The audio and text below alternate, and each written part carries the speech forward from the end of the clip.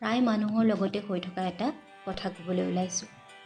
কোনোবাই কাৰোবাৰ কথা আপোনাৰ সন্মুখত বেয়াকৈ ক'লে আৰু আপুনি বিশ্বাস কৰি ল'বলৈ বাধ্য হ'ল, নহয় জানো? কিন্তু এটা কথা মনত ৰাখিব, সেইজনেহে কাৰোবাৰ কথা একো নজনাকৈ মিছামিছি বেয়াকৈ কয়, যি তেওঁৰ কেতিয়াও ভাল হোৱাটো সহ্যই কৰিব নোৱাৰে।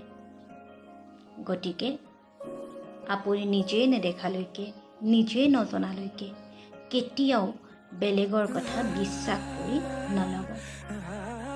আৰু সেই সকলো এইটো কথা জনা উচিত যে মিছাকৈ কেতিয়াও কাৰো কথা বেয়াকৈ ক'ব নাপায়, কিয়নো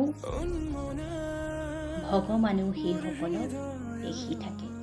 ভগৱানলৈ অলপ হ'লেও ভয় কৰা উচিত।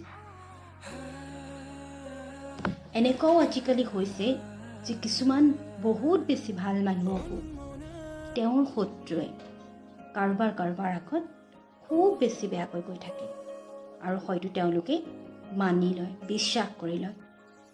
আৰু তেনেকৈ এজন ভাল মানুহকো মানুহে অন্তৰত বেয়া বুলি ভাবিবলৈ লয়। এটা কথা বুজি নাপাওঁ, কিয় মানুহে কাৰোবাৰ ভাল হোৱাটো সহ্য কৰিব নোৱাৰে। হিংসা কৰি কি পায়?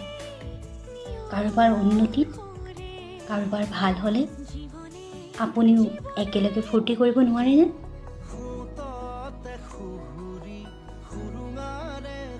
এই যে মানুহৰ বেয়া হোৱাটো চিন্তা কৰি থাকে, কি পায় তাত আপোনালোকে? কিবা নিজৰ লাভ হয় জানো?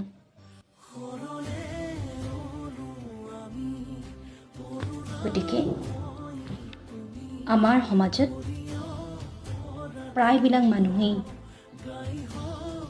এনেদৰে মানুহৰ কথা বেয়াকৈ কৈ খুব বেছি ফূৰ্তি পায়। এটা কথা মনত ৰাখিব,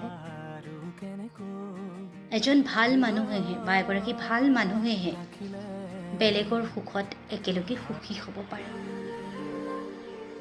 গতিকে আমি সকলোবোৰ সাৱধান হোৱা উচিত, যাতে বেয়া মানুহবোৰে কেতিয়াও আমাক বিপথে পৰিচালিত কৰিব নোৱাৰে।